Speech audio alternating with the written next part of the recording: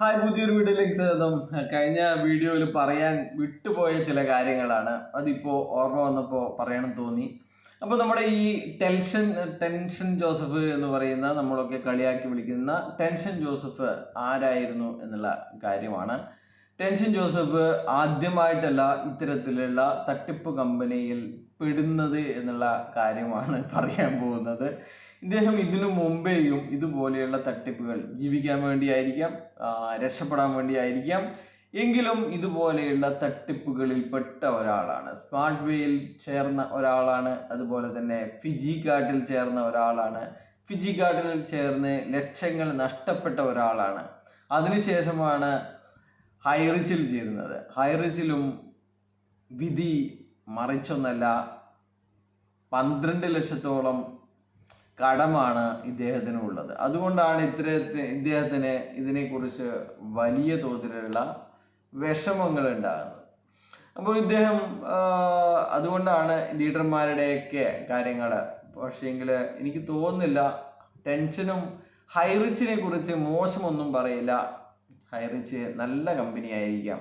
കഴിഞ്ഞ ദിവസത്തിൽ നമ്മുടെ സംസാരത്തിനിടയ്ക്ക് ടെൻഷന് നമ്മൾ എല്ലാവരെയും അറിയാം, പക്ഷേങ്കിൽ നമ്മളെയൊന്നും ആർക്കും അറിയില്ല എന്നുള്ളതാണ്. കഴിഞ്ഞ ദിവസം ഞാൻ ടെൻഷനോട് പറഞ്ഞു, ടെൻഷൻ ഞാൻ ഓഫീസിലാണ്. ഓഫീസിലോ? അതെങ്ങനെ? നീ വെറും യൂട്യൂബർ അല്ലേ? യൂട്യൂബർക്ക് എന്തിനാ ഓഫീസിൽ കാര്യം എന്നൊക്കെയാണ് പറയുന്നത്. അതുപോലെ തന്നെ അവൻ്റെ മറ്റൊരു വെല്ലുവിളി എന്ന് പറയുന്നത്, എനിക്ക് ധൈര്യമുണ്ടെങ്കിൽ ഫിജി കാർഡിനെതിരെ വീഡിയോ ഇടുന്നതാണ്. അപ്പം ഞാൻ പറഞ്ഞു, മോനെ ടെൻഷ, നീ ഫിജി കാർഡ് ചെയ്തു എന്ന് പറഞ്ഞിട്ട് കാര്യമില്ല. നമ്മൾ ഫിജി കാർഡിനെ കുറിച്ച് ചെയ്തത്ര വീഡിയോ ഒന്നും കേരളത്തിലോ ഇന്ത്യയിലോ തന്നെ വേറെ ആരും ചെയ്തിട്ടില്ല. ഫിജി കാർഡിൻ്റെ ഇന്നത്തെ അവസ്ഥ, അല്ലെങ്കിൽ ഒരുപാട് ലക്ഷക്കണക്കിന് ആൾക്കാരെ ഇതിൻ്റെ തെണ്ടിത്തരങ്ങൾ മനസ്സിലാക്കി കൊടുത്ത ഒരാളാണ് ഞാൻ. ഒരു ഫിജി കാർഡ് എൻ്റെ പേര് വെച്ചിട്ട് ഫിജി കാർഡ്, എൻ്റെ ചാനലിൻ്റെ പേര് വെച്ചിട്ട് ഫിജി കാർഡ് എന്ന് അടിച്ചു കഴിഞ്ഞാൽ എനിക്ക് മനസ്സിലാവും എന്താണ് ഫിജി കാർഡിൻ്റെ പേരിൽ നമുക്ക് നടപടികളും എല്ലാം തന്നെ വന്ന ഒരാൾ തന്നെയാണ്. അതിനെയൊക്കെ ധൈര്യം നേരിട്ട് തന്നെയാണ് ഇവിടെ എത്തിയിരിക്കുന്നത്. ഫിജി കാർഡിനെ കുറിച്ച് ഇനി യാതൊന്നും പറയാനില്ലാത്തത് കൊണ്ടും ഫിജി കാർഡിനെ കുറിച്ച് മണ്ടന്മാരെ, ചോറ് വയ്ക്കാത്ത മണ്ടന്മാർ മാത്രമാണ് ഇപ്പോഴും ഫിജി കാർഡ് കൊണ്ടു നടക്കുന്നത് എന്നുള്ളത് കൊണ്ട് അവരെ നമുക്ക് തിരുത്താൻ കഴിയില്ല എന്നുള്ളത് കൊണ്ട് മാത്രമാണ് അതിനെക്കുറിച്ച് കൂടുതലൊന്നും പറയാത്തത്. അപ്പോൾ എന്തായാലും എൻ്റെ നിരവധി വീഡിയോകൾ ഫിജി കാർഡിൻ്റെ എല്ലാ തരത്തിലുള്ള തെണ്ടിത്തരത്തിനെയും തട്ടിപ്പിനെയും കുറിച്ചുള്ള വീഡിയോകൾ ഇപ്പോൾ ചാനലിൽ തന്നെ നിലവിലുണ്ട്. അപ്പോൾ ഇപ്പം പറയുന്നത്, എനിക്ക് ധൈര്യം ഉണ്ടെങ്കിൽ ഫിജി കാർഡ്, ഞാൻ പറഞ്ഞു ധൈര്യം ഉള്ളത് കൊണ്ട് തന്നെയാണ് ഈ ഫിജി കാർഡിനെതിരെയൊക്കെ ഇത്രയും വീഡിയോകൾ ഇട്ടത്. ഫിജി കാർഡിൻ്റെ വീഡിയോകൾ ചെയ്യുന്നതിനിടയ്ക്കാണ് ഒരുത്തൻ എന്നോട് ഹൈറിച്ചിനെ കുറിച്ച് പറയുന്നത്. അങ്ങനെയാണ് ഞാൻ ഹൈറിച്ചിലെ വെബ്സൈറ്റിലെ പ്രൊഡക്റ്റിൻ്റെ ഡീറ്റെയിൽസും ഫിജി കാർഡിൻ്റെ വെബ്സൈറ്റിലെ പ്രൊഡക്റ്റിൻ്റെ ഡീറ്റെയിൽസും കാര്യങ്ങളൊക്കെ ചെയ്തിട്ട് ഒരു വീഡിയോ ചെയ്തത് എന്ന കാര്യങ്ങളൊക്കെ പറഞ്ഞു കൊടുത്തു.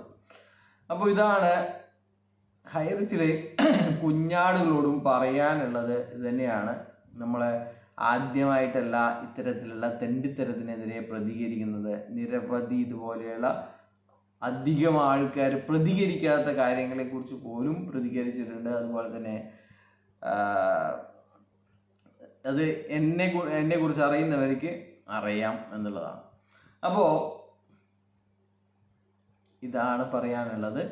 അപ്പോൾ നിങ്ങൾ വിചാരിക്കും ഇത് എന്തോ ഏതോ തെണ്ടി, എന്താണ് ഇവർ പറയുന്നത് പോലെ ദുബായിൽ നിന്ന് പൈസ കൊടുത്തിട്ട് ഇങ്ങനെ ചെയ്യിക്കുന്നതാണ് എന്ന്. അത് വീണ്ടും വീണ്ടും പറഞ്ഞ് മനസ്സിലാക്കിപ്പിക്കേണ്ട ആവശ്യമില്ല. ഇത്